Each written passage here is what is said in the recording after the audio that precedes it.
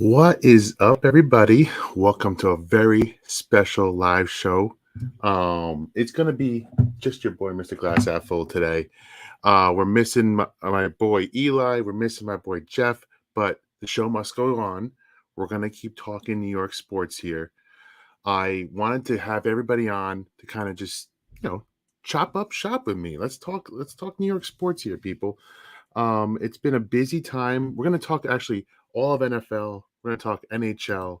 We're going to talk NBA and everything under the sun, man. A lot of things happened recently. We had the New York Rangers go through a trade deadline where they improved their team.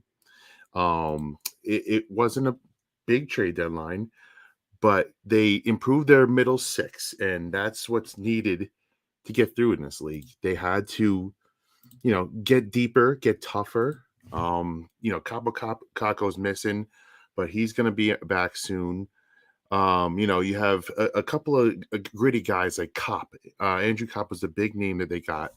You had a guy like Mott, and you had a guy like Burns that they brought in some big name people, not so much to get them no stars to get them to the next level, but you had people that came in and had a playoff experience and they're going to help this team. Right now, they're not helping anybody because we're sitting here looking at 4-2 against the New York Devils. I don't know what just happened. Rangers were up 2-0, and I put the kid to sleep. Next thing you know, it's 4-2. And I don't know what happened with Igor, man. I don't know what happened to Igor. I don't know if they're bad goals. Wasn't a good start to the game. There's a lot of game left, but man, Rangers, were flying high with all the signings, and now we're shitting the bed, and we are losing to the Devils. But it's a long game. Still got Igor in net. Still got a good offense. So let's hope the New York Rangers can rally here. But I want to really talk about some NFL news first. Let's start off with the big quarterback transition. Deshawn Watson is going to the Browns. They gave up a buttload. The Browns gave up everything to get Deshaun. Now, is it a good move? I don't know. He's going to a stacked AFC where you look at the Browns roster here, man. They got really nobody to throw to here. It's Donovan Peoples-Jones, Jakeem Grant. You're not looking at a lot of talent there. So he left Houston to go to the Browns. They got a better offensive line. They got a running game. They got a good offensive coach. So Deshaun Watson's going to bring, he's an improvement over Baker Mayfield. Let's just call a spade here. But is he good enough to, take this team to the next level? I don't quite know.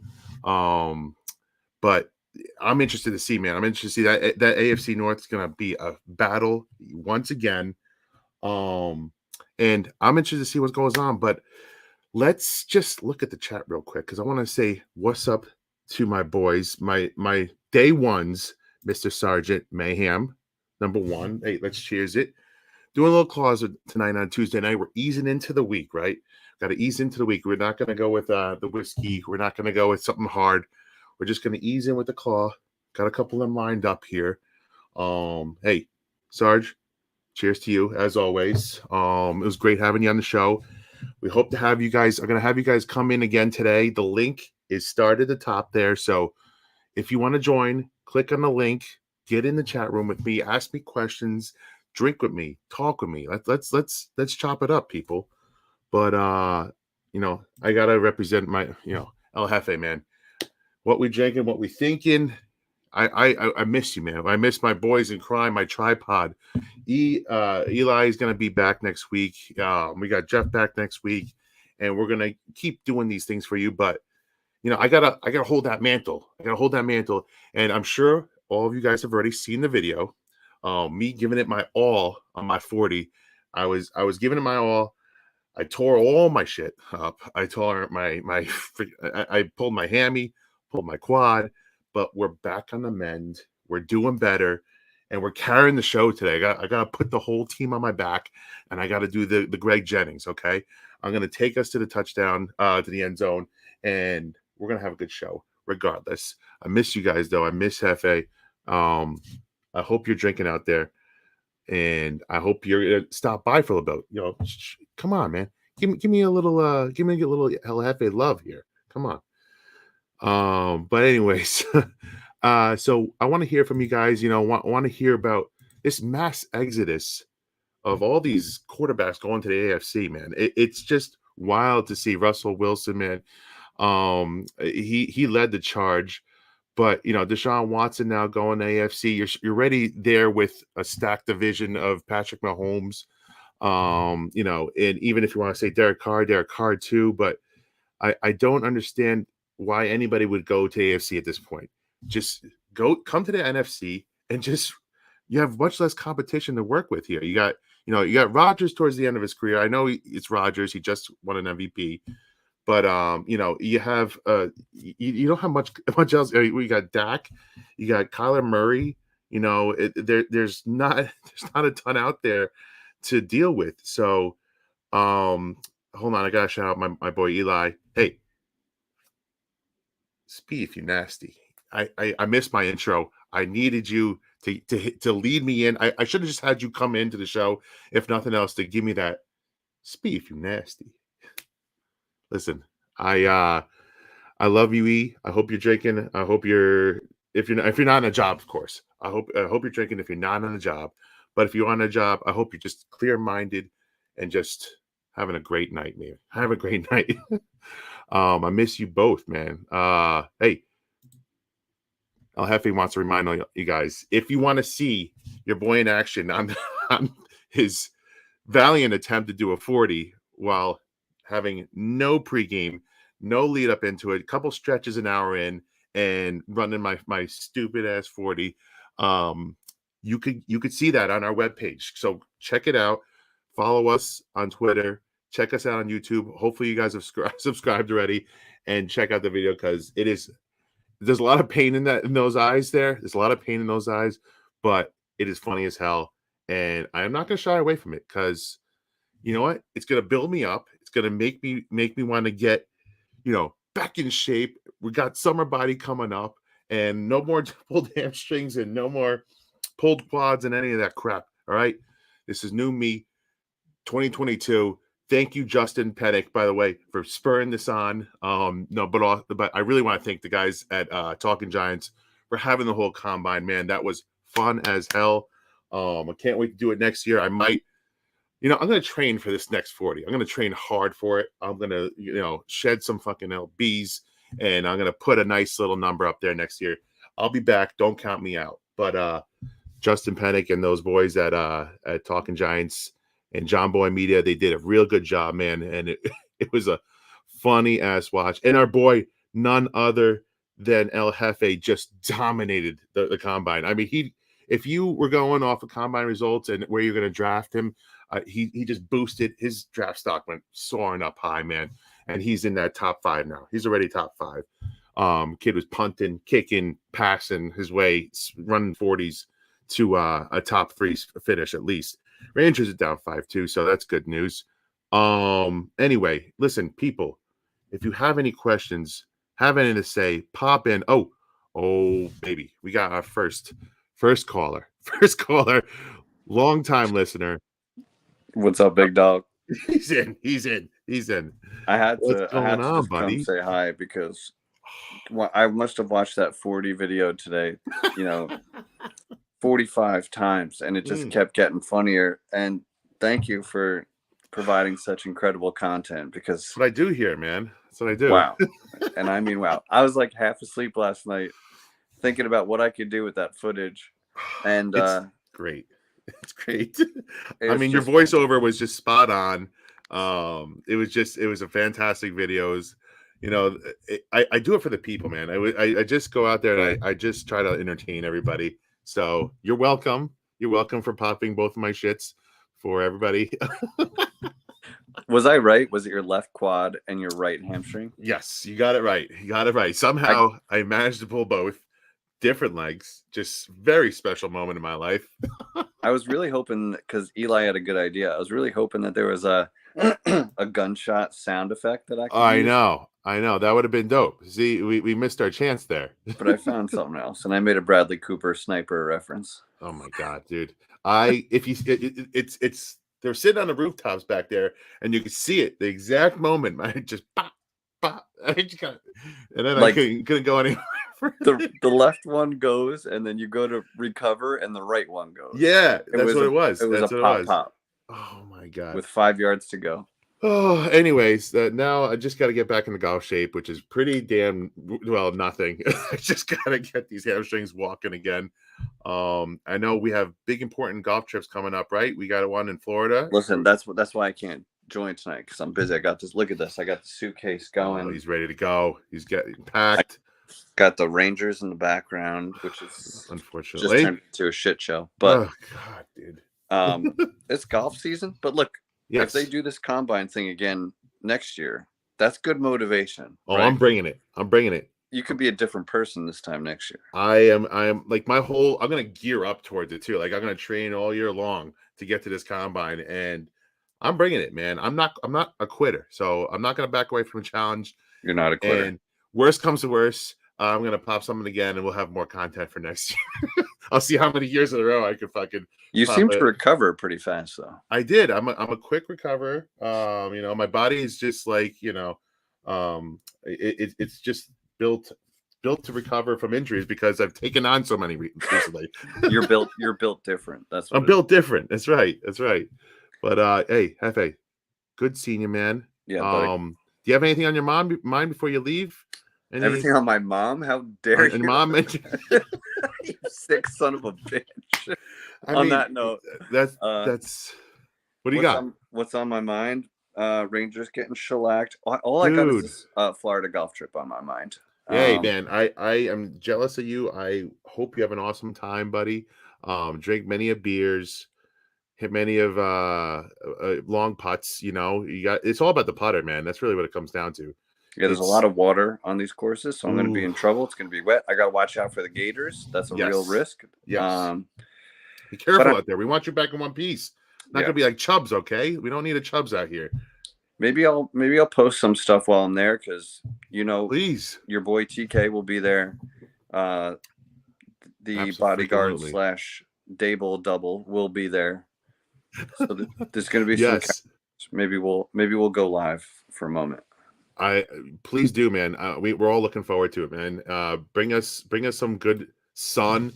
I will be going on my golf trip the week after, so I'm gonna live vicariously through you this coming weekend, and then we're gonna transfer bodies. Then I'll be jealous of you the following week. Yep, exactly. That's how it works. All right, brother. But you have a good show. I will be listening. I love you, man. Peace. Love you, brother. Later. All right, that's our other huge member of the tripod, Mr. El Jefe, putting together a video and a half. Yo, entertainer, what's going on, buddy? I haven't seen you in a while. It's good to see you. If you want, hop on the link. Again, I'm telling everybody, if you want to get some talking in, we're going to talk about everything here, man. We got Mets baseball starting, Yankee baseball starting. We got Rangers in full effect here. Giants, we're talking draft. A lot of love for Charles Cross, and I don't know what to think about it. I really don't. I love the guy. Hey, Sarge, get back on here. I saw you for a second, and I missed you. Pop on when you get a chance again. I want to get you on here. But listen, I want to talk. I want to talk about Charles Cross because it's really becoming. I don't know if this is a super, smoke screen that they're putting up here, but they had a bunch of people that are interested in like they had a bunch of people that were talking to Charles Cross, and I don't know what to think of it, man, because I love the guy. He's not as tough and he's not as elite trait wise as the top two, obviously Neil and Ekwono. Those are my guys. But he's supposedly a fantastic pass blocker. I've watched some tape of it. He's a great pass blocker. Now if you're looking for the run blocking aspect of it, that's what he needs work on. So that's where he takes a big step back from these top two guys. But again, what kind of offense is this going to be? You got Kafka and Abel, who are coming from passing offenses in Buffalo and Kansas City. So, is it the worst thing in the world that our right tackle is going to be a stud pass blocker? Oh, hold up. We got another elite caller here. Elite caller. Let me bring him in. Yo, there brother, he is. Yo, it's Steve. You nasty now. What's going on with you, brother? What's good? What's going on? Listen, man, I had to stop by because I'm in my PJs and I was laying in bed and I'm like, man, I got work in the morning. By the way, this is the last week that the time will be a little bit crazy. After this, the tripod will be back together, stronger than ever, guys. So let's go. Spee, I appreciate you holding it down. Please, guys, show some support for Spee holding us down, man. It's been a crazy. You got Hefe going on vacation, for goodness sakes. I know, dude. It's just been a rough freaking month. Yeah, you see, it's crazy. Just been a rough month for the guys. So we appreciate you guys just holding it down. And thank you, Spee, man. I appreciate you, brother. Yo, no need to thank me here. We're a tripod. We pick each other up. I know you got shit going on. We all got shit going on in our lives. So I'm holding it down over here. I'm with the people. So I'm never alone. I'm with the people here. Eli, Hell yeah. Hell yeah. And I appreciate you, man. And shout out to everybody in the chat, man. Let's see what's going on. Yeah. And listen, next week you're here. We're gonna talk shop with a bunch of people, man.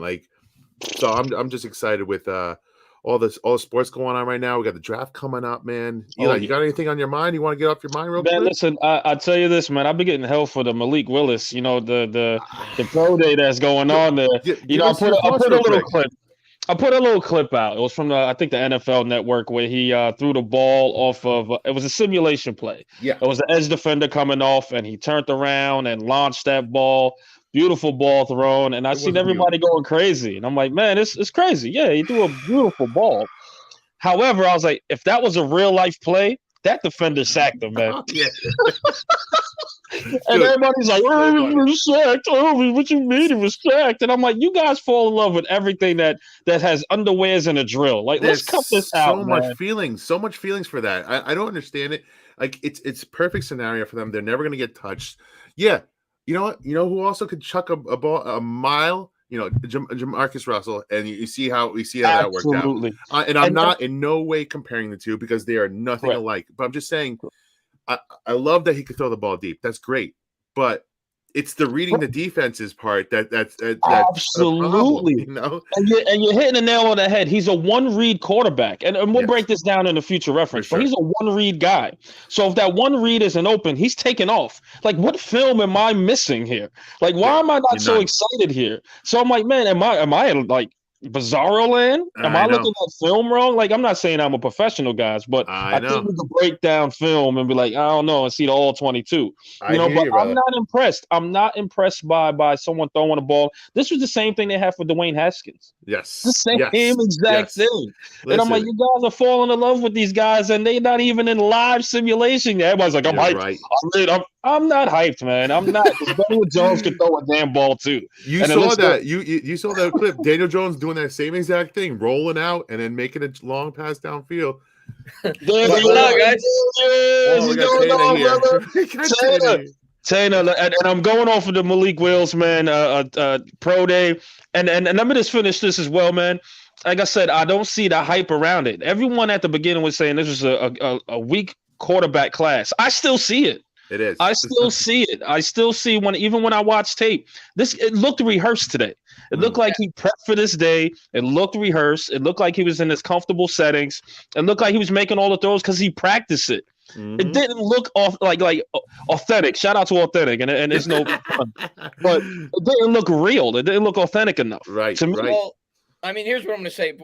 One, thanks for having me on, guys. But as far as Malik Willis or any prospect goes, I never read too much into the pro days. You know that it's going to be overhyped, especially for a portion of the fan base that wants to take a quarterback. You brought up a really good point about Dwayne Haskins. When I first started on YouTube, my first draft covering the Giants was that draft where we ultimately ended up taking Daniel Jones.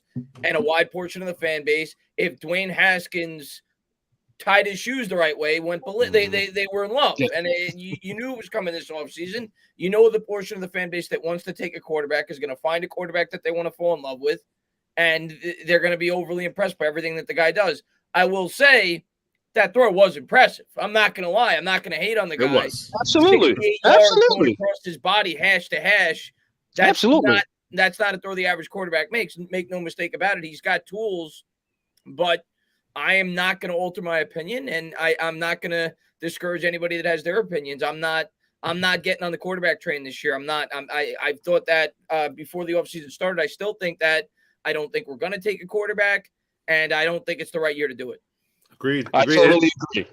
And listen, I think people misconstrue what I said. Like, oh, that's a set. Listen, the guy is a talent.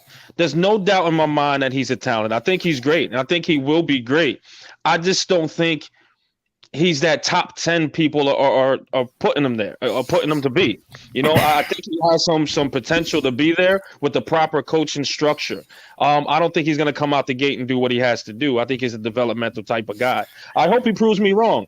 But like you said, Tana, I'm sticking to what I said before. This is a weak class. I don't think we should go and reach for a quarterback. Now, if he's there in the second, third round, which I doubt, because somebody's going to take him and take that flyer on him, then yeah, you go do what you got to do. But there's so much holes on this team, man, that we should not reach for a quarterback. You got Tyrod Taylor to bridge that out just in case Daniel Jones falls flat. So I say wait until next year's draft to find your guy and do what you got to do. But hey, again, listen, I don't know. We got to prop him up though. We got to prop our boy Willis up because we want someone to come get him at that. It's nothing but great news. We want somebody to jump Carolina is what we want. The last 2 days have been nothing but great news. What's up, Sarge? Ticket parade. Now you got what's going on, fellas? Parade, and you hope it establishes a trade market for somebody to come up, jump the Giants, take a quarterback in the top 4 picks, and then maybe a guy like Evan Neal falls to us at 5th overall. That's my mindset on it. Absolutely. Yeah, I will hope so. Absolutely. No, I will hope so, Tana. You're absolutely right on that. Man, Sergeant Mayhem, man, what's going on, brother? What's going on, fellas? What's going on? You're gonna be okay. I'm on the gaming headset tonight, so hey, it's official when you're on the gaming headset. That means you mean business. Let's go. That's right. I mean, hands free. We got welcome to the we're in stage 2 of the Underpants Olympics pro days. Eli, I saw your post earlier today because I was at work all day and I didn't get to watch any of the footage. But 2 things: one, you're right, that would have been a sack, and 2, I watched a bunch of Liberty games this past year because I heard, the rumblings at the beginning of the season about, oh, this is a guy to keep an eye on for the Giants coming up this year, and the simple fact that he's been sacked, I think it was 100,000 times this past season against, let's face it, not the best competition. And I catch a lot of heat for the dog on this. But I mean, he's the competition he faces. It's not like he's playing in the SEC. If he takes a lot of sacks, he's playing against like Georgia or Alabama or stuff like that, then you're going to see like, all right, well, maybe it's because he's playing, but he's 51 times, I think it was. Like, that's almost as many as Joe Burrow.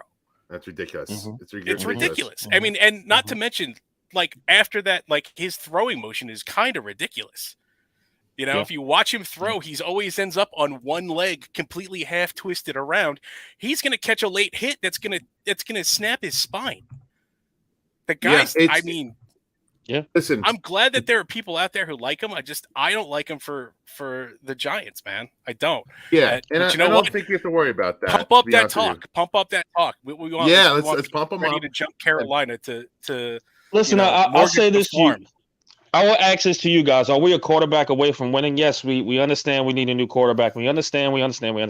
But are we a quarterback away literally right now to the state that we're in? I can't honestly say no, we're not. I think we need more pieces to try to make this team better before a quarterback, in my opinion, because then we'll be repeating the same thing as Barkley coming in without an offensive line. But go ahead, Tane, I'm sorry. No. My answer to you is I don't think there's ever like a perfect time to take a quarterback. I think when there's that perfect quarterback to take, you take them no matter what your situation is. For sure. The question is Joe Schoen going to feel like a quarterback in this draft class, or a draft class where it seems like Giants fans can think whatever the hell they want. The Giants fans that want to take a quarterback, look around the league. Look what all these other teams are doing. They're positioning themselves not to have to draft a quarterback. Let's be real. They're all trading for these veteran quarterbacks because they say to themselves, it's not the richest quarterback draft class. So unless you're in love with a quarterback, you never take one in the top 5. You take a quarterback in the top 5, you're committing at least 3 years to that quarterback. Right. And as Giants fans, we probably should have learned that with Daniel Jones. It's been 3 years. We're going on year 4. You take one in the back end of the first round, different story. But if you're taking a quarterback that high in the draft, that's at least a 3, if not 4-year commitment. Right. And you got to be in love with that prospect. You have to feel that prospect could be Josh Allen, that prospect could be Joe Burrow, that prospect could be Pat Mahomes. Elite potential. And if they don't feel that way, you don't take them. I see a lot of people on Twitter say, oh, well, he's better than Daniel Jones. That very, very well may be the case. I don't care if he's better than Daniel Jones. I got to feel that this guy could be a transcendent quarterback at the position, especially with the team that the New York Giants currently have. Like you said, where we have all the holes, fix the rest of the team. If you're not absolutely head over heels in love with a quarterback, start to build up that offensive line, then bring in the quarterback. If there is an elite quarterback, by all means, you always take him. Much like the Jaguars did this year with Trevor Lawrence. They felt he was an elite prospect. If you don't feel that way, you don't take the quarterback. Yeah. And I agree. Guys, I agree. I want to kind of touch on this subject that you said that, everybody's signing all these veteran quarterbacks, training for all these quarterbacks. And I want to talk about one in specific here. Matt Ryan to the Colts. What's our thoughts on this? Is he the piece to take them a little further this year? Is he that guy? It's going to be very interesting to see, because I think he's going to ball out. The Colts are in a quarterback. They're in QB hell right now. They've gone through all these quarterbacks since Andrew Luck left, and not one of them is stuck. And they're all at the end of their careers now. They're taking a shot on another one here. That's Matt Ryan's getting a little long in the tooth himself. So is he that guy that's going to get him over the hump, or are they going to just go through another quarterback, following him?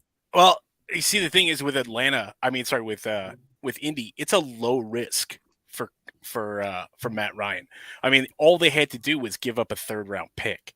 It's not like what Denver gave up for Russell Wilson or what Cleveland gave up for Deshaun Watson. It's a 3rd-round pick, and they can kind of ride this out this year, see how it goes, and if they want to extend him, they can extend him, or they can draft a quarterback. I don't remember how much.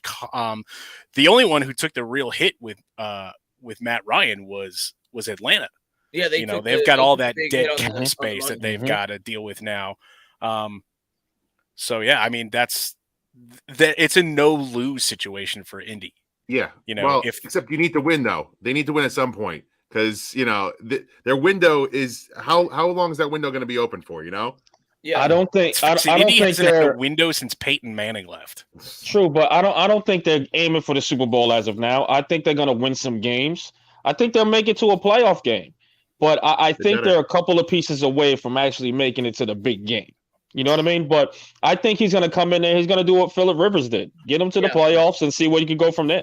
That's exactly what I think it is. And if you get to the playoffs, anything could happen, right? I mean, that's the way you got to look at it. They have a strong offensive line. They got a strong defense. Who knows? But yeah, obviously you don't have the firepower of some of these other teams. But I think for what the Colts' given situation was, it was about as good as they could have did. They didn't have a 1st-round pick. They were able to trade Carson Wentz, and they basically got Matt Ryan for what they received for Carson Wentz. So essentially, you get Ryan for free. I think Ryan's an upgrade. And like we just said earlier, this isn't the richest quarterback draft class. So I think you get an upgrade at the position. I think you are a win now team. So I think it makes sense. I don't think Matt Ryan is going to have necessarily the same effect that Matt Stafford had with the Rams, because Stafford went into a ready-made Super Bowl roster with McVay, an elite head coach. I don't know if he's going to have that effect, but I think he'll improve the team. And I'm not saying it makes them a Super Bowl team, but I think it was as good as they could have done this offseason to try to improve the roster. Fair. That's fair. And it's going to be interesting to see how this shakes out, because, again, there's another quarterback in the AFC. Everybody's jumping to the AFC, and it's going to be a hell of a competition up there, man, because it's no joke. Even if Trevor Lawrence improves, even that division itself, you got Colts, Browns got freaking Watson. You got, Ryan up there now. It's just going to be mayhem in the AFC. It's going to be fun to watch.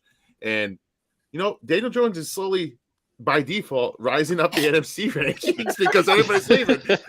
Everybody's leaving. Exactly, by seniority. Oh my god, dude. It's funny shit, but hey, what is that Homer Simpson said? My two favorite words: default. Exactly. But hey, listen, I wanted to also switch gears a little bit. Let's talk about the Giants. Their signings. Okay, let's talk about their signings because as a whole, nothing leaps off the page, obviously. But I thought Breida was a good signing. I thought he's a solid vet. I think that all the like Ward, this guy is a low risk, potentially medium sized reward. You got Douglas, a couple of again, they're filling holes. And if you're looking for them to have the offseason they had last year, I don't think it's a good idea. But I think they're having a positive offseason regardless. So grades, everybody, real quick. What would you grade what's going on so far? Tanner, what do you think? I would no, E. What do you think? I would say B. I mean, for what the Giants are doing now, they're shopping at Dollar Tree and they're getting the stuff they need. Right at this point, they're going cheap. They got the stuff that they need. We needed offensive line help, right? Freaking everybody's pretty much gone, free agents, or whatever the case was, or hurt, or coming back from injury. So, for what it's worth, they were bargain shopping. So this line should be an upgrade. I think it's a B for adding all the pieces that we need, especially at the running back position, because we don't know how Barkley is going to fare out this year. Seeing the fact that it's his last year and he's still coming back from injury, even though he played through it. And offensive line, we need that depth in there, and we don't know if how Lemieux is going to play. We don't know how Nick Gates is going to come back, if he's going to come back. Yeah, we don't know. There's so many question marks on that line. So they did exactly what they were supposed to do. They went to Dollar Tree, got the stuff they need. Nate, what's going on, brother? And they got the stuff that they needed, and that was pretty much it, man. So, as far as my grade for the Giants free agency period, I mean, I think the only move that you could kind of be a little bit upset about potentially is the Logan Ryan move because we didn't really benefit from it. We got $750,000 off the cap, but we're going to basically have to use that money and more to potentially bring in his replacement. So it didn't really help us in any way, shape, or form. The way I looked at that move, and I said it before he signed with the Bucs, and then it even made more sense, was I felt like it was a veteran player on the roster that they respected, that they didn't feel was going to be a part of the future of this team, that they were trying to do the best by the player. Ryan looked at the Giants situation, rebuilding franchise. He wants to have an opportunity to win. You're talking about a guy that's played with New England, Tennessee. He signs with the Bucs the next day. I think that's clearly what that was. So I'm not going to get upset about that. I think what the Giants have done this offseason is exactly what I wanted them to do. I think they're not pushing any money down the line, which is exactly what a rebuilding franchise should do. And they're signing guys to one-year contracts. We all knew going into this offseason, after how much they spent in free agency last year, that we were going to be limited in terms of our budget. So I think the Giants have filled minor holes, but holes nevertheless. You got yourself a quality backup quarterback. You got yourself a quality backup running back. You got a nice interior offensive lineman with Glowinski. Feliciano's probably going to be kind of like what was the name of that center we had like 3 or 4 years ago? Oh, Jalapeno. He's going to be like that, like a one-year stop at the center spot. I don't really see much there, but they got some depth pieces, like Eli said, on the offensive line. I think the major part of our growth this year is going to be in the draft. I mean, we got 5 picks inside the top 81, 2 picks inside the top 7, 9 picks overall. So that's where the majority of this offseason is going to be built, and that's the way it should be. So I'd probably go with a B or even a B+. I know they haven't had any splash moves, but that's a good thing. I didn't want them to have splash moves. Right. Nate, what do you got, man? What's up, man? Glad to have you on the show, first of all. And we're talking free agent signings. What's your grade so far? What you got? Oh, can't hear you. Oh, your mic. There we go. You're in. There we go. No, still. Oh. I think it's his actual mic. Yeah, it's the mic. But Sergeant, I guess until Nate gets that together, Sergeant Mayhem, what's your grade? I'm gonna have to agree, man. I think it's like a solid B, close to a B+, because we're not doing the big, flashy, giant contracts on players like Galladay or Leonard Williams like we did last year. Joe Shane is making smart decisions. He's making smart decisions with the little cap space that he has, and he's getting guys. And everybody's complaining about, we can pick up players that didn't play for the Bills. Well, you know what? He knows those guys. Dable knows those guys. They're going to go to guys that they can depend on to be, like positional players. Like that's what we need. I wouldn't be surprised. Honestly, here's the thing. We're probably not going to see Nick Gates this year.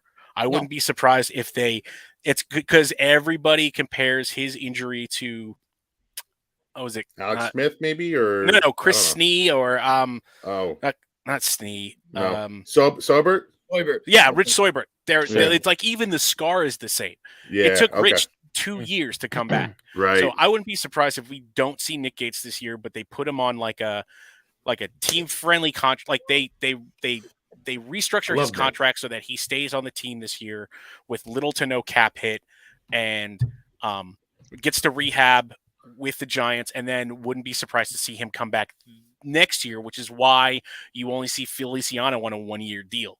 Right. He's our bridge so that Nick Gates can get healthy and come back to center. Now, if Feliciano balls out this year, they might extend him or do something, because we have a lot more room to move next year. So yeah, solid B. We have a lot of players that the guys are familiar with. They know that they're going to get some kind of production out of, and it's these are proven commodities that these guys can play ball, which is what we need. Yeah. We don't need big splashes. I'm fine with it. It's great. I wouldn't be surprised if we, if the Giants are super involved in UDFAs after the draft. You're going to see them bring a lot of people in on really low money deals, and who knows what we find there. But yeah, I wouldn't be surprised if you see everybody's talking about, like, when are we going to move Bradbury? Is Saquon safe? Blah, blah, blah. Wouldn't be surprised to see Joe Shane pull off some weird magic in the draft to start trading guys draft day for picks. Because a lot of what I'm hearing is Bradbury's contract and stuff doesn't come, isn't live technically until, week 1. Right. So that could make all the way up through the preseason. So wouldn't be surprised to see Joe Shane work some magic on draft day and pull off some like Kevin Costner type stuff. Yeah, let's go. I want all my picks back. Yeah, Nate, let's run back. Can we get you here? Hold on. Let's see what's going on. Hold on. I'm gonna kick you out, and you're coming back in. All right, let's try. Come back, Nate. Yeah, we got. I had a lot of problems with StreamYard with my wireless headset, so I don't know what's going on. Could be maybe, but shout out Pest 2 in the chat. PTA Sports, shout out. There's so Pest in there. Studio 101 too, I believe, man. Shout out. What's going on? Maybe the microphone on Nate's through the settings on StreamYard set up through a different mic. Yeah. That's happened to me before. Yeah, you have to double check that. Even I tried to with the wireless earbuds and it didn't want to work. There he is. Nate, can you hear me now? Yeah, there we go, brother. That has never happened to me. Strange. Well, after that, good to be on the show for the first time, guys. Good to talk to you. Thank you for coming on. I appreciate you having me. And we're talking about off-season stuff. A lot of interesting topics so far. I 100% agree with what's been said. Specifically, I think Chris was hitting on a point talking about how this is the beginning of a rebuild. And we're looking at things this offseason, and we shouldn't be expecting a lot of the moves that some fans want. And I think the story of this offseason and further on the timeline, we're also going to see some of this stuff continue into the draft, continue after the draft. We're talking about potential moves that could be made down the line. I think when we're looking at that, the story of this offseason for the Giants is going to be, we don't like the things that are happening in a rebuild as they're happening, but we're going to like them later on down the line. Yes. And I think one of the tough pills to swallow so far, that's adorable. That's my daughter. It's my daughter in chat. Say hi. Say hi, Katie. One of the things that's gone so far adorable. Tough for Giants fans, tough pill to swallow is Logan Ryan, and I get that. I understand that it's tough to understand it happening now. I agree that the timing of it doesn't really line up as well as we'd like it to. I think it's less about the money there and more about they're trying to get started on their rebuild now. Logan Ryan, to me, is a leftover from the last regime. He was a big leader. He was closely tied with Joe Judge and the leadership in that front office there. And I think when you look at that, it's easy to say, okay, Dable, Shane, they're coming in. They want to start their rebuild now. They want to waste no time. This is a guy that we were happy he was here, but he doesn't fit the future of the team. And even if we're not doing it to save a bunch of money now, that's fine. We don't intend to spend a bunch of money now. We're going to save that money later, but if we can just get that rebuild started now and make those moves now, that's going to be all the better. So I look at this, I see signings on the offensive line, which I like. Maybe not guys we expect to be are long-term starters down the road. But for one thing, even if they have to be bridge starters like we're talking about potentially with Feliciano, even if that isn't what we end up doing, at least we have depth now. Yeah. That's something we've been searching for years. Yep. I mean, how long have we been waiting to see exactly this? So I think when we're looking at this stuff, and we're looking at the moves being made, it's important that we as Giants fans don't scream, rebuild, rebuild, rebuild. It hasn't been done right. Why aren't we doing it right? And it's important that we don't scream that and then say, why is this happening? This is good. It's tough to see some of it as good now, but it's good. And I got news for you. It's going to be more than 1 year because if what we're I'm going to be honest. I think next year we're looking for a quarterback, and I hope I'm wrong. I hope Daniel Jones is incredible for sure. But you got to be realistic. And if we're going to draft a quarterback next year and he's going to start, how could you expect to be a winning football team with a rookie quarterback? You look at all the rookie quarterbacks. Very rarely do they win, and when they do, they're set up with a roster like Dak had or Russell Wilson had. Like, we're not going to have that. Roethlisberger, right? Mac Jones. And we're 3 years away, if we're being honest. Unless Daniel Jones takes the turn, we're 3 years away. 2024 is probably the first year you could expect to be a competitive football team. And I want to continue on that point, and just I want to say something as a little bit of a counter argument to what you guys were going on earlier. A little bit of devil's advocate, maybe not necessarily what I expect, what I am striving for, but I think something that we could definitely be seeing is you guys were talking about Malik Willis. That's a big potential quarterback with a whole lot of talent that needs a lot of work to be done. And I understand that we're in a position as Giants fans where we don't necessarily want that right now.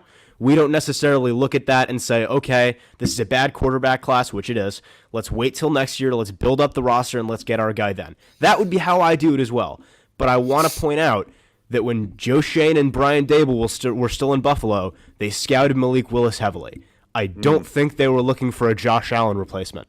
So if we're looking at it from that perspective, if they take them, I'll get behind it and hope that they're right. And on that note, if we're looking at Malik Willis, and I loathe to make the one-to-one comparisons, but if we're looking at Malik Willis and we're looking at Brian Dable, and we're saying, when was the last time we saw a high-potential quarterback with big mechanical issues that's unproven from a small school get drafted and go off because of big talent in his offense? And again, I hate when people say the one-to-one comparison, no draft prospect is the same, but my God, the similarities between Malik Willis and Josh Allen, it's remarkable. I agree. I agree with you. Right, and to an extent. They're not the same prospect.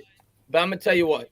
In my opinion, when I saw Josh Allen coming out of college, I saw a lot more potential than Malik Willis. Like Josh Allen had jumped off the page to me when I saw him. It's different. I saw Cam Newton with a bigger arm with Josh Allen. That's what I saw. I saw that big-bodied, mobile quarterback that could make those incredible throws. That's not to discount Malik Willis. Malik Willis made a throw today that Daniel Jones can't make. Yeah, made a 68-yard throw going across his body, hash to hash. He's got talent. He's mobile. I don't think he's got Josh Allen talent. I would say that it's easy, and again, that's why I say it's not a one-to-one comparison. I would say that the comparison comes in the fact that they both have big arms. He does not have a Josh Allen arm. I would never say that. No. Josh Allen is 1A, 1B with Patrick Mahomes, and no one comes close. But Malik Willis, what he does have is rushing ability that Josh Allen doesn't. Josh Allen is a really good rushing quarterback. Right, exactly. He is not a quarterback that you build your offense around his ability to run. That's something that he has in his bag as a helpful tool. Malik Willis, I would say, is sort of the in-between between a Josh Allen and a Lamar Jackson archetype, not player archetype. Let's not take that out of context. But I think when you look at him and you say comparing him to Josh Allen, the reason I make that prospect comparison is they have a lot of the same strengths, and my God, their weaknesses are identical. Yeah, if you watch them, I agree with that. It's unbelievable. Would you say he's more of like a Watson when it comes to that pocket awareness? Kind of. What you're saying? I would say that. I see that a little bit more. Watson, in my opinion, when I watched Watson in college at Clemson, I think the difference is more that Watson was more polished. Watson was a guy coming out of Clemson that he had the pedigree, he had the technique way better refined than Malik Willis. Malik Willis's big issue, and you look at prospects and you can say, if you can pinpoint the one issue that's cascading out and causing the rest of the issues, that's going to help you coach him up a lot better. Malik Willis, it's mechanics. It's very simply mechanics. His footwork is inconsistent. His arm, the arm slot that he comes through his motion with is inconsistent. A lot of things aren't ideal there. And when I look at that, oh my God, he has exactly the same mechanical problems as Josh Allen. It's not even the talent. That's the thing I'm comparing here. They have the exact same problems coming out of college. Another quarterback I've heard frequently compared to him is Hurts, but he has a bigger arm. Oh, it's not close. I don't necessarily agree with that. I don't think so, but no, it's by miles. A lot that he's Hurts with a bigger arm. I don't necessarily agree with that though. Yeah, that's a casual football watcher opinion. Yeah. Let's just say this: a lot of people make that comparison, but I don't necessarily. I don't see that. No, I'll say one thing about Willis, and this is the last I'll touch on it. You're drafting him based on his attributes, and there's two guys that are going to be heading his development that I trust with almost my life with them developing a quarterback, and it's Dable and it's Kafka, because Kafka came in and all of a sudden Mahomes started turning out. Nobody was high on Mahomes really coming into the draft. There wasn't a ton of Mahomes love coming into the draft. That's why he fell to the middle. Except for of the Ben draft McAdoo. City. God, don't bring that up. We don't need to bring that up. That's not a thing that we need to talk about. That's not a thing that we ever need to talk about. Listen, there's two guys that I trust to mold a quarterback. It's these two guys. So that's why if they did have conviction on this guy, and it would take conviction, because if you're drafting him top 5. That's a ballsy move. You put your job on the line. You put your job on the line. Year one. Yeah, absolutely. They're building their trust behind developing this guy. And if they want to go down that road, I'm going to back them. But that's the one thing I will say. That's the one question you really have to ask is: do you want to tie your career to this kid? Mm-hmm. You better have some serious conviction. Think about it this way, right? Think about it this way: Gettleman drafts Daniel Jones for Pat Shurmur, or he just drafts Daniel Jones and pushes him on Pat Shurmur, right? Shurmur's gone, Gettleman stayed, Joe Judge, and then everybody you know the timeline. You know how it works. You're coming in, you're a rookie head coach, you're a rookie GM. Do you see enough in this kid that you want to tie your career to this? That's the real question. Yep. Or $1 million question. Or do you run it this last year with Daniel Jones and more than likely Tyrod Taylor for a good chunk of the season? Sure. And then get your guy next year. Yeah. I want to make $1 question. Yeah, sorry, I didn't mean to interrupt there. I want to make an argument that a lot of people will not like. First of all, it is very, very, very, very, very, very early to talk about 2023 quarterbacks, so take this with a grain of salt. I don't know almost anyone but the top 2 names, maybe a handful of guys that I've watched a little bit of. But the 2 guys everyone's talking about is C.J. Stroud and Bryce Young, obviously. Those are the 2 names that everyone is fixated on. A couple of points There's here. More. Yeah, a couple of yeah. There's more that people are acknowledging, but those are the top 2 people are focusing on at the moment. I would like to point a couple of things out here. Number 1, if you asked people who are the top 2 quarterbacks going into this year, this time last year, you would have heard Sam Howell and Spencer Rattler. Yeah. Yep. So let's just take that into consideration. Second of all, based on what's been put on tape, and I'll get to why I'm bringing this up in a minute. Based on what's been put on tape, Malik Willis is more talented than either of them. By not that small a margin either. Than C.J. Stroud or Bryce Young. Those are 2 talented quarterbacks, I'll give you. But Malik Willis has a stronger arm than both of them, and he's faster and more agile than both of them. I like Stroud. I grant you. I grant you that those are 2, it seems like, more polished quarterbacks, for sure. Those are guys that have a higher floor. That's what you're looking at there. But I would posit that it makes more sense if you're a guy like Brian Dable, if you're an offensive coordinator like Mike Kafka, I would posit that it makes more sense for them to draft a guy with that massive talent that they think they can develop the polish on. Because if you're looking at that offense, if you're looking at what has made Brian Dable's career in Buffalo right now, it's the fact that Josh Allen can make all the throws he could possibly ask for and still be able to outrun a defense. So I look at that talent. You sound like you want to draft Malik Willis. I sound like it's a viable option that we shouldn't dismiss. That's what I'll say. Here's the one thing. say we improve slightly off of last year, sure, and we don't trade back, we are not going to have the capital. We're probably not going to have the capital unless we're giving up everything that in the future to go up and get these CJ Strouds and these Bryce Young. But it's that's the thing. We're here now, and we have a chance to draft the number one quarterback probably in the class, most likely, barring a Detroit change of mind. I'm starting to hear Detroit on Willis. Or somebody could jump us. Those rumors are going to fly around all year. Yeah, there's a good chance that we will have our shot at the QB1, and I don't know if we're going to get that next year. So there's that part of the argument as well. But it's funny you can kind of see where Nate's coming from, because you can kind of see the setup, right? Because if they do draft Malik Willis, they actually have Daniel Jones for another year where he can sit and they can apply that polish, and then they have Tyrod Taylor again just to apply even more polish if they need to for year 2. So I can see that. I can see that. They have the flexibility. You're absolutely right. I don't know. You got me thinking. You got my gears turning. I wouldn't like that per se. Yeah. I wouldn't champion it per se, but I get it.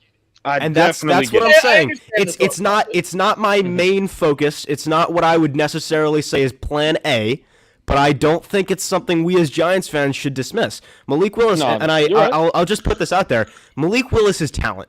When you're looking at drafts, talent is number one. It's number one. And I think when you're looking at a player of his caliber, when you're looking at a player that can do things on a football field that, from a physical standpoint, maybe 5-6 other guys can do that are currently active in the league, I don't think you can in any way dismiss that. For any number of very valid reasons, I just don't think you can dismiss that out of hand. Now, let me ask you, Nate, because we're talking as fans. Sure.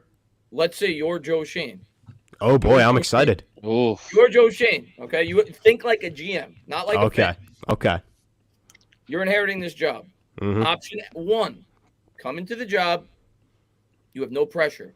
You're inheriting a team that's absolute trash. You're inheriting a quarterback that you have nothing to do with. You're inheriting a depleted roster, and start to fix up the roster around the guy that you may eventually take at the quarterback position.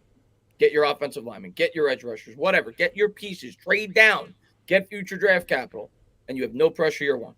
Option 2, draft Malik Willis or draft Pickett or name the quarterback. Draft your quarterback 1 into this shitty situation.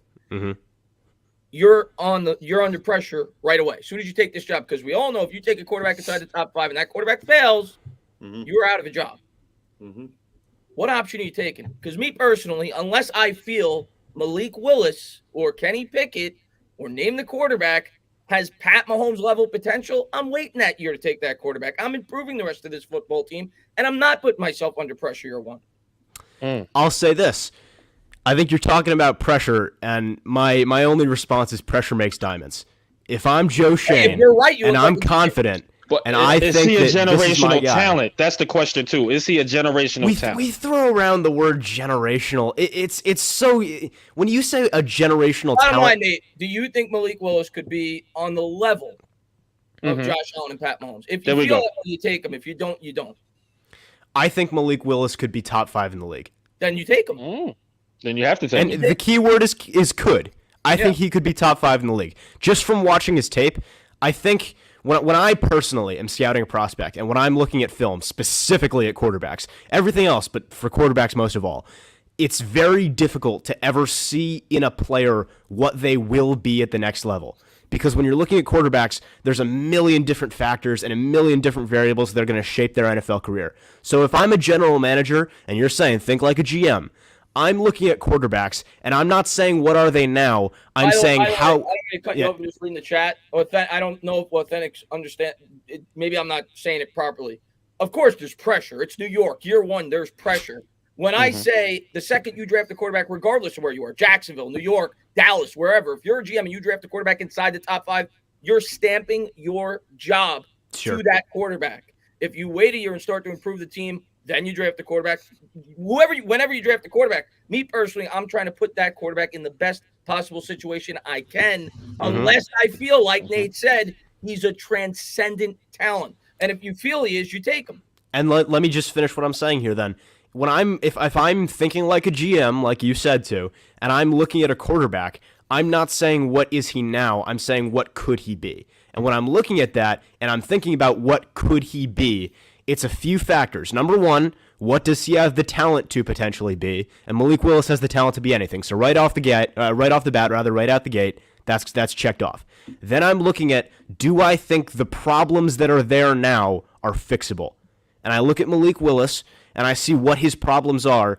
And my personal opinion, I'm not a professional scout, obviously. I have not been scouting for 20 years like some people have, but I think yes. I think his problems from a technical standpoint, which are causing the accuracy issues, are fixable with good quarterback coaching. And I think that the mental issues of maybe he doesn't make the right read every time, maybe he's throwing into double coverage, those are also things that I think can be fixed with good coaching in a good system. And I also look at our roster right now, and I'll say this. We may not yet have the offensive line we want to have, but the one thing we do have is receivers. We have Kenny Golladay, who don't be fooled by a bad year under a system that was terrible for him. If he could stay healthy. True. When Kenny Golladay is on the field, that is a young quarterback's best friend. Then you have Kadarius Toney, who we've talked about, and I'm sure on stream I'll eventually get to talk about Kadarius Toney, and you'll all think I'm crazy. But Kadarius Toney is a player that I'm very, very high on. And then we have a lot of depth options behind that are good players. We just brought Shep back, which I was a huge, huge fan of at that price tag. We have John Ross, who I am also a fan of. I don't think he's the best thing since sliced bread. But when he's on the field, he competes for us, and he tends to make things happen. And we have guys behind that I think are impact players if we let them be. So I'm looking at that, and I'm saying, okay, Malik Willis, we have those receivers. We have an offensive coordinator and a head coach that have a track record of developing exactly this. We have an offensive line that isn't done yet, but has a left tackle, has, at least for now, one solid starting guard in Glowinski. We have a center that should at least be a stopgap that we're looking at, and we're in a position to get a right tackle with the other pick that we have if we take Malik Willis. Right. So I look at that, and I say, maybe it's not ideal. Maybe we're not drafting him to that Seahawks team, but with all of those factors, I'm not scared of not being able to develop him unless I have problems that we as fans aren't privy to. Yeah, these are good points. And I agree with you, Nate. I just don't happen to think he will be a Pat Mahomes level talent. But if you feel he can be, you take him. No one's a Pat Mahomes level talent. Top five. When you say top five, exactly. Mahomes, I'm thinking Justin Herbert. I'm thinking Josh Allen. I'll put everyone's favorite word on it. I think he's an elite talent. Yeah, well, you're putting him in that class. If you feel he could be in that class of quarterback, you take him. It's the most important. So that's top 10, top 15. Top 10, top 15. Elite to me is top 5. Elite is top 5. Elite is top 5. He could be a top 5 quarterback to take him. I don't know. Then I can't say that. No, I can't say that. But Nate, I would love to stand corrected. I would like to see. Yeah, I like the scenario. And it's Malik Willis. I should say, my God, he is one of the most dependent prospects you will ever see on where he ends up getting drafted. Yes, and that's one of the few situations. That's most quarterbacks, though.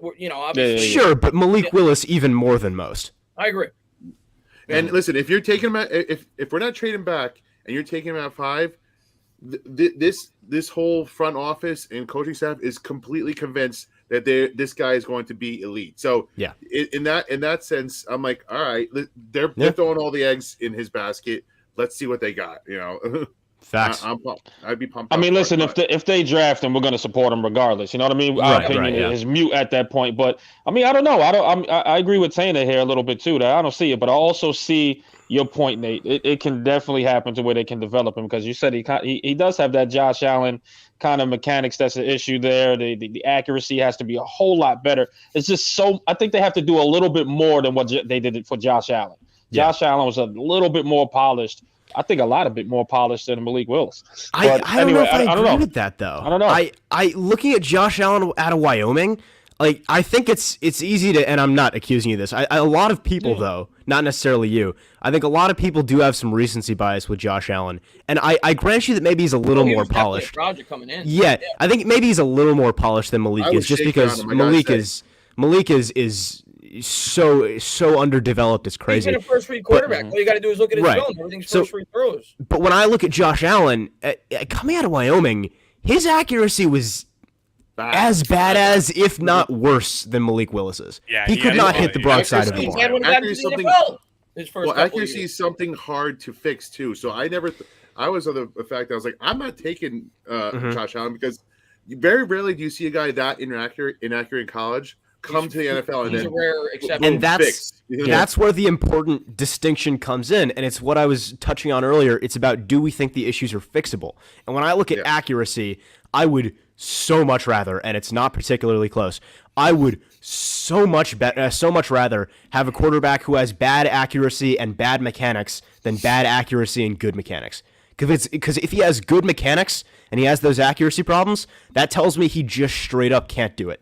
If he's got those terrible mechanics like Malik Willis does, and my God, it is difficult to watch sometimes, that tells me that at least I can point to the problem.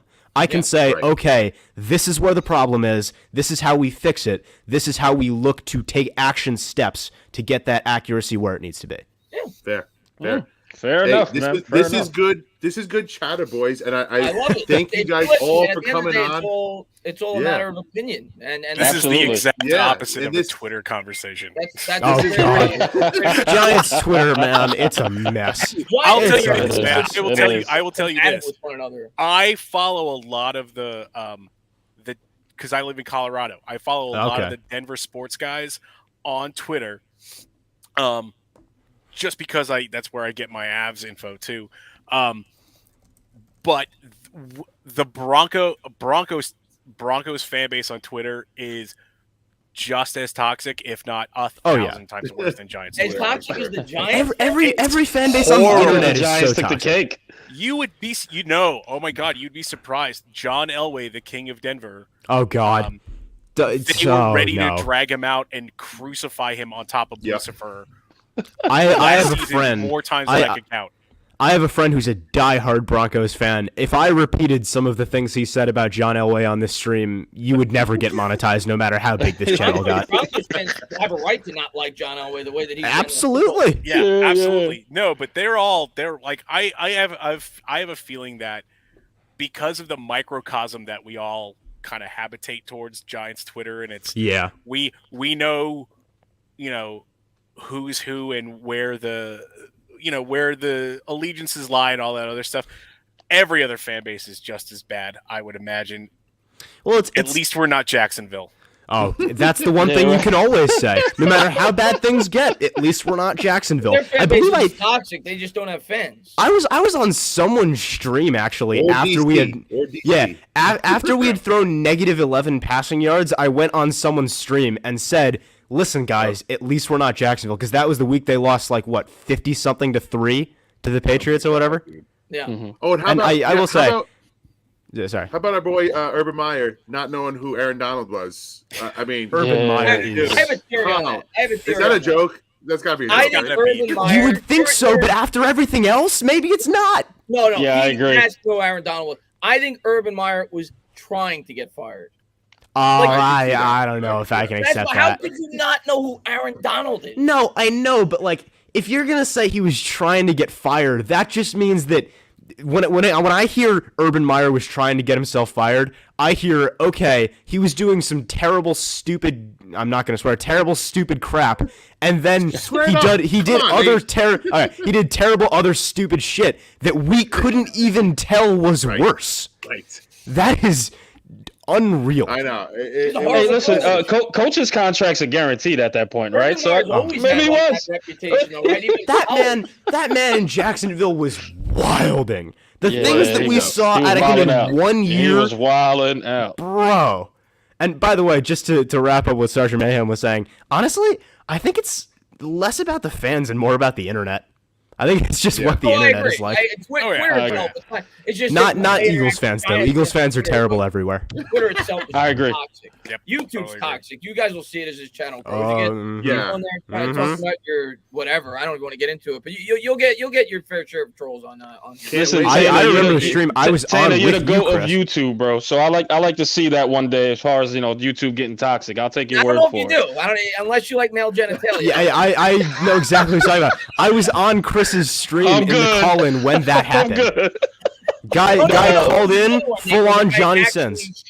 No. Yeah. It wasn't a picture. It was I saw that one too. A real guy live? Don't do that, man. Please, for the love of God, please don't do that to me. Yes, please. I'm cutting you up, man. That'll be the last time we go live. Oh, that's it. One and done. That's it. Listen, one and done. This has been a healthy conversation, as healthy as it gets, about Malik Willis and everything in between. Guys, I love that you guys all joined in. This is the kind of talk that we need to have for the next couple of weeks. Because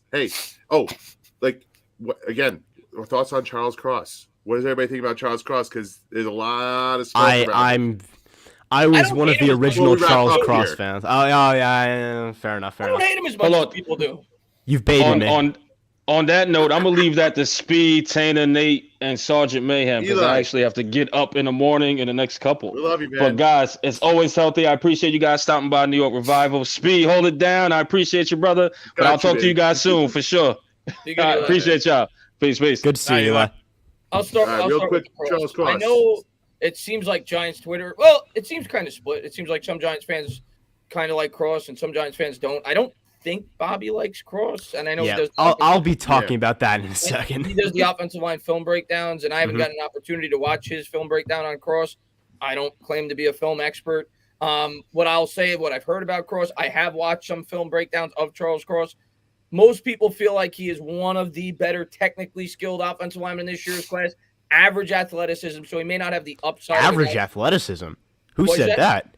Well, I know he had a really good combine. He ran like a 4.93. But in terms of like Aquanu's more athletic, or at least that's the book. We're comparing him to Aquanu and Neal. I'm talking about the top tier offensive line. Like compared to a seventh round tackle, he's more athletic, but he doesn't have the upside of those two. Probably. Yeah. But what I have heard about him is he does excel in pass protection. People talk about the air raid offense that he is in at the collegiate level. And he's average. He was bad in run blocking the previous 2 years. He got to the point where he's perceived to be about average in that department now. And another thing that a lot of people point to is that he's never played on the right side. I'm not too worried about that. Me either. About Jedrick Wills, when Wills played on the right side.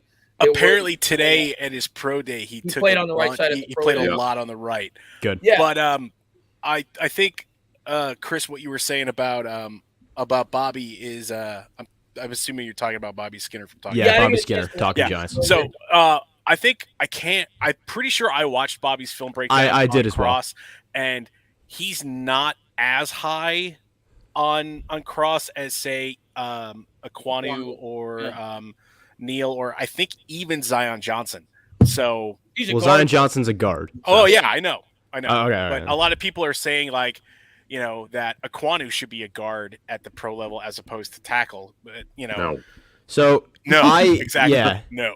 We're talking about Bobby Skinner, and I ended up unintentionally involved in this because I was one of Charles Cross's early supporters. Yeah, in the chat here, I was one of Charles Cross's early supporters. I got to him early. I thought he was a really, really good pass pro offensive lineman. I still do. I think if we're going to talk shop, I would say Bobby's critiques of him are very fair. His argument is that he tends to not win the punch consistently, which is very important. I grant you. That about him too, like he's not taught, like he doesn't have that dog in him. People. That's getting into different things. People love that, and myself included. Absolutely. Yeah. So when you're looking at this, the thing about Aquanu is he doesn't tend to win the first punch a lot, and he also, as a byproduct of that, sometimes it seems like he's catching instead of attacking in pass pro, and that's an issue for some people. So when you look at Charles Cross as a player, I'll give the other side of this because I will, and I know this is going to happen, I will end up being the one defending him from now until draft day. I think I look at Charles Cross, and I see a guy who's polished, who has a very mature play style. I think when you look at what he has that offensive tackles typically don't coming out, it's the fact that he plays with IQ. When he's repping in pass pro, he's not going to overextend himself. He's not going to do stupid crap and get his quarterback killed. Those just sounds just like Nate as you're describing him. Mm-hmm. Sounds like a prospect from last year's draft. And who is this? Rashawn Slater. It sounds like, because that was the book on Rashawn Slater. We'll get to those things in a minute, but... Oh, go ahead. Yeah. I don't mean to cut you off, but that's what I'm thinking about as you're talking. We'll get to these things in a minute. And if we're going to talk specifically, the one thing that I love about Charles Cross's tape, more than almost anything else is the fact that his hands and feet work together so well. And that's something you don't see out of a lot of prospects. His timing with his footwork and his hand placement, it may not be that he's so aggressive, and it may not be that he's winning the punch consistently, but you're never going to catch him looking stupid. You're never going to blow right past him. You're never going to absolutely crush a rep on him. It's just not going to happen. He's steady. He's solid. He doesn't give up a ton of sacks. He's just not going to. And you look at the competition he's gone against, he's done consistently very well. And I think one of the issues that people have with him is he tends to give up some pressures. And watching that offense, it is very clear that a lot of that is quarterback related. His quarterback makes some, let's be generous and call it interesting decisions in the pocket. And he tends to walk right into defensive linemen, I should say. So when I'm looking at Charles Cross, I see a guy, and we'll get to the run game in a second, but I want to focus on the pass game for now. When you look at him in the pass game, he just doesn't get beat that much. Yeah. And that's what I'm looking for. And that's Bobby Skinner's critique, and it's very fair, is that when you're going against guys at the next level, you're going to need to win that punch more. It's more so that he's still not ever really going to get crushed that much, but it's more that he's just not going to win dominantly. For me, maybe this is my Giants fan bias. Maybe it's the fact that I've been spending the last 3 years watching Nate Solder and Matt Pert trade reps at right tackle. I just want someone who's not going to get our quarterback killed. Yeah, fair. Maybe that's a lot to ask for. Maybe I'm wrong. But when I look at Charles Cross, that's what I see. And then in the run game, it's unfair in my mind to say that he's not a good run blocker. He hasn't put it on tape. He hasn't gotten a chance to put it on tape. Do you know how often they run the ball? True. 0 times per game on average. That's not true. That's an exaggeration. But not going to hear about him. I'm curious to get your take on this. They say he's a bit undersized. I think he's listed at 6'5", 311. Check his height weight. It's about 3-4 pounds lighter than Andrew Thomas and 1 inch shorter. I agree. And Ekwonu, I think he's only about 9 pounds lighter and an inch shorter or whatever it is. It doesn't seem like when I look at it, it's like that big of a deal. And we're talking about this. Those kind of measurables don't even really matter. Yeah, absolutely. Yeah, those kind of measurables don't even really matter because they're at this point in time, they're on the college like weight and conditioning type stuff. Yeah. But when they transition to the NFL, 9 times out of 10, those guys put on a little more weight. There you go. Because they have to, and so those kind of measurables really, they don't really matter. Well, I guess I feel bad because sorry. Go ahead. Well, the one thing I'll say is you're right about the run game where there's like no reps to really go off of, but you're also taking a risk in that you don't know what he's got. That's the unknown. Ekwonu's a monster in the he's game. A mauler. He's a road grader. Neil's got that run game down pat too. So that's the one thing I think Cross not to what he could do, but that you don't know. There's an unknown there, and that's what's the risk, and that's what I think is dropping him back to third OT. That's it. And Evan Neal, he does also have some issues in run game and pass pro. Sure. We'll talk about that, I'm sure, at some point. But just to wrap up the Charles Cross thing, and I hate that I've found myself in this situation, as I so often do, pounding the table and defending someone that I'm not that passionate about. I look at Charles Cross and I like him, but I am defending him like he's my favorite prospect in this draft, and he's not close. But it's because stuff like this happens, and I'll say, this is a guy I like, and then 1,000 other people will say, he's not Ekwonu, he's not Neal, he's not XYZ thing. And I'll say, okay, but this is why I like him. And then there is a trend you can very easily spot if you look for it. When there's someone like Bobby Skinner, who is very knowledgeable and makes excellent content and finds things on tape that are difficult to spot to an untrained eye. When he makes a video on something and he gives a take on something, that tends to just draw in the droves of people to scream the opinion incorrectly. And so I ended up on Twitter with someone I had never met before, never even interacted before, tagging me about 1,000 times, saying, look what Bobby Skinner said. And it's like, listen, man, Bobby's very smart. He knows a lot about what he's talking about. But first of all, you're not even saying what he's saying. You're taking what he's saying and justifying it to say what you're saying, which is a different thing. And second of all, why is it that people look at an opinion of someone who is smart and use that as a data point? That's an opinion. Everyone has a right to their own. Like, come on, man. Sorry, this is turned into a rant, but I shouldn't be doing this on your channel. Go on. I'm sorry. I think I said something about trading Saquon Barkley, and oh god, I got into the. How did you survive? Here's the thing: is eventually I realized that logic was not going to work on this person. No. So I just started dropping gifs of Peacemaker's opening credits. So you just John Cena dancing in a metal helmet. I like that. You were on the side of potentially trading Barkley. I was just trying to make a point. And then this person. Oh, that's how it starts. They don't like points. Oh yeah, they don't like it when you make those. By the way, listen. I am a huge Saquon Barkley fan. I was the first. I bought his jersey the second we drafted him. I bought it too. And I'm gonna tell you what, the Giants should trade Saquon Barkley. I don't know if they should trade him before the year starts. I don't think they should because I think his value's at an all-time low. But I know people listening to my streams, to this stream, they love Barkley. He's a fan favorite. How can you justify paying a running back the amount of money he could potentially command on a second contract when you have as many holes on this team as the New York Giants currently have? We don't have guys that could block for Saquon Barkley. Right. And that was part of my argument. And he's only played one full season. He hasn't looked like an elite running back since his rookie year. I think this is Barkley's last year as a Giant, if I'm being completely honest with you. And if it's not, he'll play maybe one more year. Maybe they franchise tag him. But I wouldn't be surprised if he's not. I wouldn't be surprised if he finishes. I would be surprised if he finishes the year. You think they trade him in? Yeah. I could see it. And I'll say this: I could see him being traded in the draft. Yeah, very possibly as a draft day move. Very possibly. Yeah. And I'll say this: I look at Saquon, and first of all, it's so painful. It's such a difficult situation. I love him. But I think he is the poster child for what I'm talking about when I say rebuilds are painful. The right move isn't usually the easy move. Usually, the right move, when you're talking about a rebuild, fucking hurts. Yeah. You look at successful rebuilds of the past. How do you think some of them felt when they traded away guys that they thought would be franchise cornerstones? It's not fun. It's not fun to tear down a roster and watch them lose. But that's the stuff you got to endure. As far as I'm concerned, Nate, there's only one player on this roster. There's hopefully more. Hopefully McKinney. And I think McKinney's going to be. There's only one guy I know for sure is going to be here for the next 5 to 10 years. I hope you're saying who I think you're Andrew saying. Thomas. That is the only guy that is currently on this roster that I know without a shadow of a doubt is going to be a Giant for the next 5 to 10 years. Outside of that, there is no guarantees. He's so good. Can I just say one more thing about this whole rebuild thing? Go right ahead. Shut up and stop holding Shane's feet to the fire about pushing money down into next year, because the first year we have a shit show right now that he's inherited. He's going to need to do what he needs to do to make this year possible. I don't think that next year is going to be the same situation. I don't think he's going to keep doing this every year. I think this is going to be the anomaly. He said he didn't want to do this.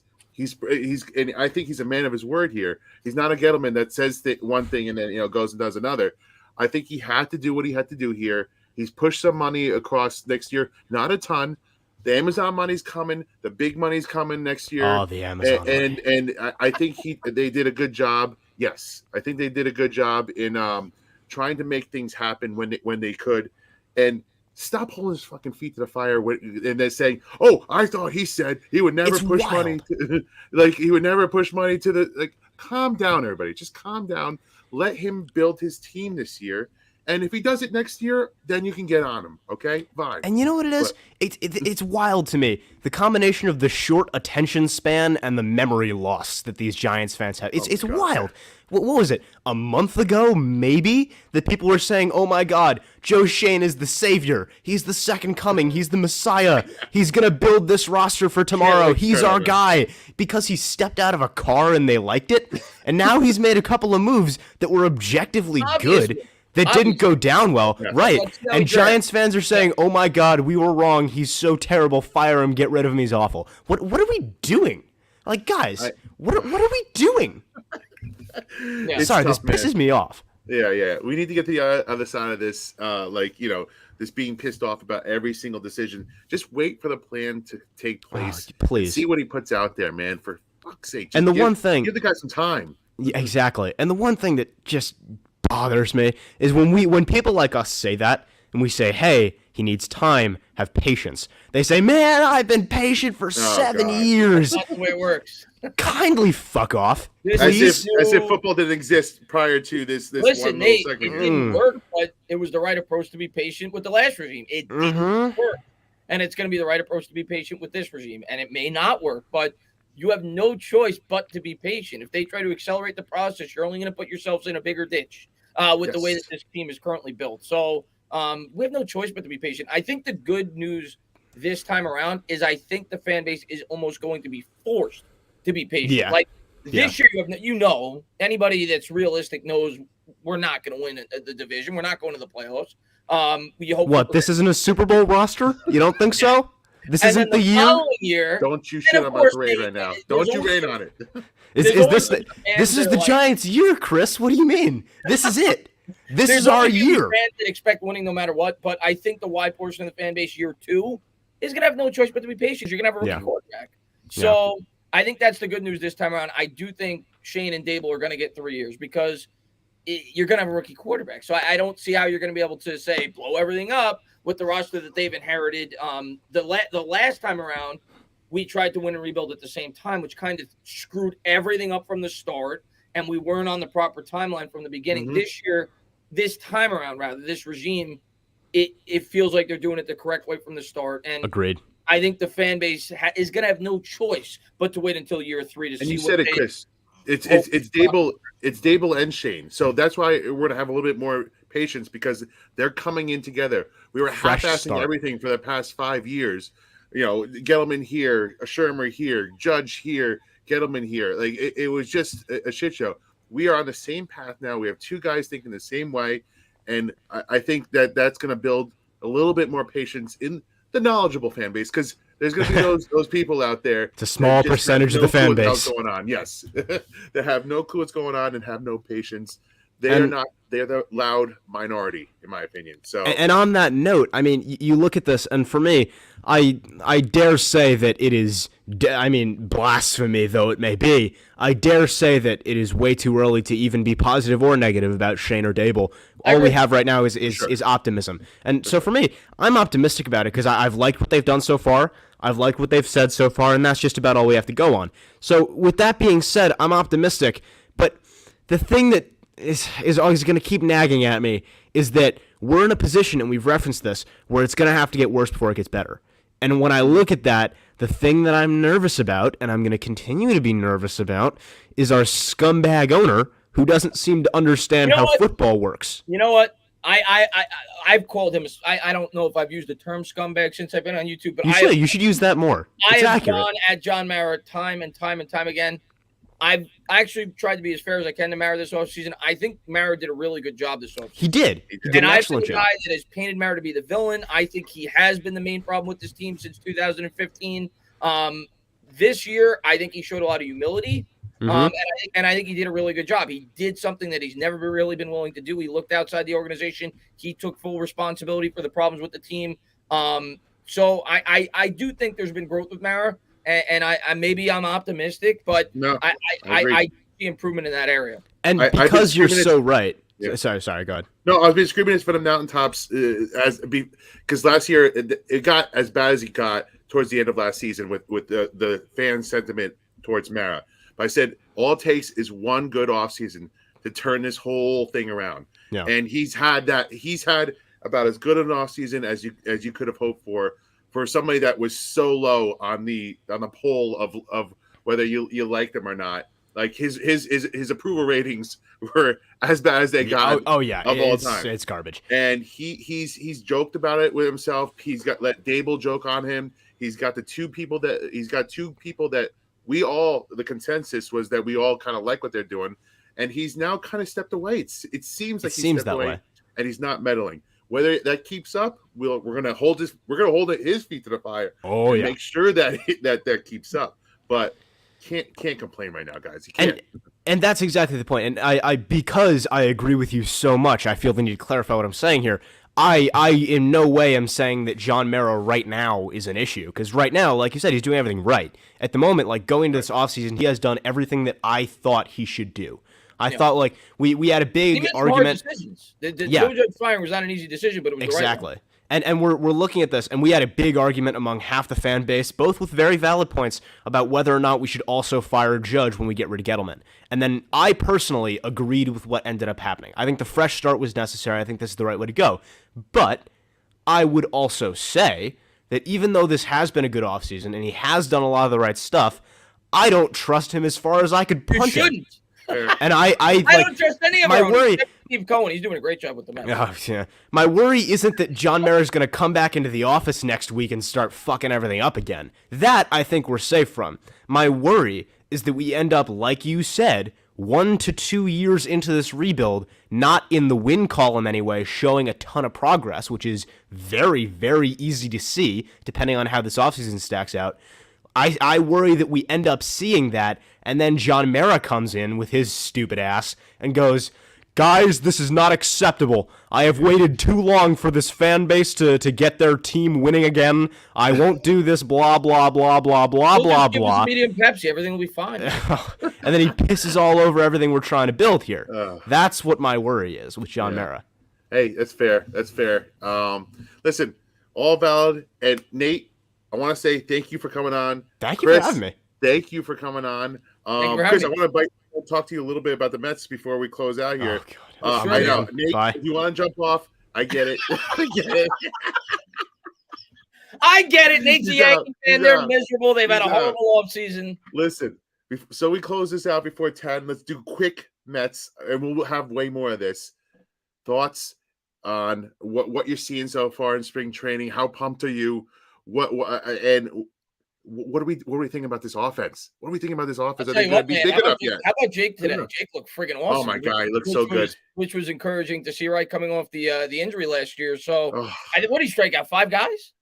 Five. He looked dynamite. And then Scherzer the day before went 5 at his first start. Like we have 2 months. So I mean, listen, I think this Mets team, and again, I am an optimist. I think most Mets fans at heart, we always build ourselves up at the start of the year, and we're optimistic, and then we realize that more often than not it's going to go wrong. But I am confident that this year we're going to be a pretty good friggin' team, and I recognize that we have holes. I recognize that we need to buff up the bullpen. The bullpen's kind of a year-to-year thing, though. It's really hard to predict. 1 year, like going into last year, I would have told you our bullpen was going to be a major problem, right? And then Aaron Loop was to a .92 ERA. It was the unexpected strength of the team. So who knows what you're going to get from the bullpen, right? I still would like to add an arm there. Our rotation. You need a lefty. We need a lefty for sure after the loss of Loop. Right. But our rotation, I'm going to tell you right now, we might have the best rotation in baseball. Like, hell yeah. Our rotation is dynamite. And if we could stay healthy. And I actually think our lineup is good. I'm not going to say it's great. I think we have a good lineup. I want that one more bat. I like one more bat. It would have been nice. I'm going to tell you right now, I think Francisco Lindor this year is going to have a 2006 Carlos Beltran year. Yes. I think Lindor came Pressure's in. Off. I think he felt the pressure just like Beltran year 1. Agreed. And you saw Lindor progressively get better over the course of the year. After the injury, you started to see the pop. I think he's going to come out on fire to start the year. And I think he's going to have a big, big offensive year for the Mets. And I think we're going to see some bounce back years from other players too. I could see McNeil having a bounce back year. Yeah. I think the Mets have a good lineup. I really do. I'm not saying it's an elite lineup, but it's definitely an above average lineup. And with that pitching, it plays. It plays, man. Yeah, exactly. and I think you're right. I think it's like to coin a fantasy term, he's Lindor is going to be like a post-hype sleeper, man. Because like he's 1 year now removed from that monster big number contract. Everybody's going to kind of back off him. The pressure of winning in New York is now not so much on him. Max Scherzer is coming in here to take a little bit of that luster off of him. Take a little bit of pressure off of him. Chris Bassett, man, getting that him as your number 3 guy, that's fantastic. And then Carrasco is sitting there and Walker, and we know we're only going to get half the season out of him, but he's okay for the first half of the year. They have starting pitching depth this year, which they haven't had in a long time. Get a couple of bullpen arms, which you could pick up throughout the year too. Like even if they start the year not having those guys, they could trade for them. I'm not worried about that. But the bat, I would love to have one more bat, like a because now you're seeing the Phillies beef up on their lineup. You know, they got Castellanos, which kind of surprised me. Who's going to kill and Schwarber. Like, I would have liked one of those two guys. You know, Atlanta still got a nice lineup with Cunha coming back. Olsen, I don't the Freeman to Olsen thing kind of was weird. I don't know why you let go of a franchise guy like Freeman. I am so happy. And Toodles, get out of here. Don't get me wrong. Matt Olson is awesome. He's a really good player. And from a statistical standpoint, he may replace him just fine. But Freddie Freeman was like Chipper Jones to me. Like, every time Freeman came up, I was like, we're dead. Big hit. And I am so glad that he's no longer with the Atlanta Braves. The Braves are always going to be a thorn in our side. They've won the division 4 years in a row. So regardless of all the changes we've made, I'm still going to peg them the favorites to win the East. I certainly think we can. They got pitching back too, the Braves, so they're gonna be good. They're gonna be good there again this year. And Acuna, and you know, but I'm gonna tell you this right now, and again, maybe I'm way too optimistic. If the Mets make the playoffs, which is a big if, they may disappoint us. They always do. I don't think if we're healthy, there is a team better equipped to advance in October. Big facts right there. Scherzer, you name me a better 1-2 punch. You can't. And we both know, come playoff baseball, pitching is what wins. Yes. And you got those two studs at the top. We're gonna be tough to beat, especially in a short series first round. I'll say this every single time Jake goes out. JSH, just stay healthy for the rest of the season. Just if you give me 60 starts between those two, the top two, this team's going to the playoffs. I have no doubt in my mind that if Max Scherzer and Jake stay on that mound for the whole year, or 3/4 of the year, even for each of them, be there in October at least. Yes, but also being there in October, I think that this team, that's obviously number one. That's obviously number one there. But I think this team, again, Edwin Diaz, the pressure's off him now. You got Lugo there. Hopefully they can add a nice big bullpen piece at the trade deadline going into through the year. But man, and then you got some nice young talent in the farm system, and Alvarez, which I'm looking to see. Vientos, catcher, right? Yes, and from what I've read on him, and I got to do more research on him. But from what I've read on him, they say his ETA is 2023, right?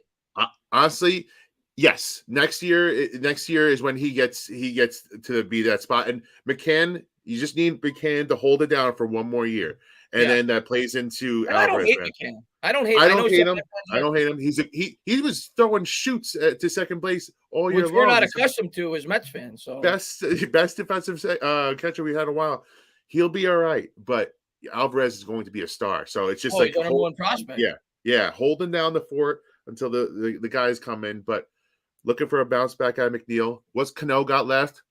I'm glad the DH spot is in the NL. Let's just say I was going to say, really how good. do you think you handle that? You think Dom gets the majority and Cano sprinkles in at the DH, or maybe you get McCann in there from time to time? But how do you think it's going to be very interesting to see, because Cano is going to get the lion's share just because they want his bat in the lineup for the whole season. And I think Cano is one of those guys that doesn't get old with his bat. Like, his bat still looks good. It looked good in the Caribbean League, I think, when he was playing last year while he was suspended.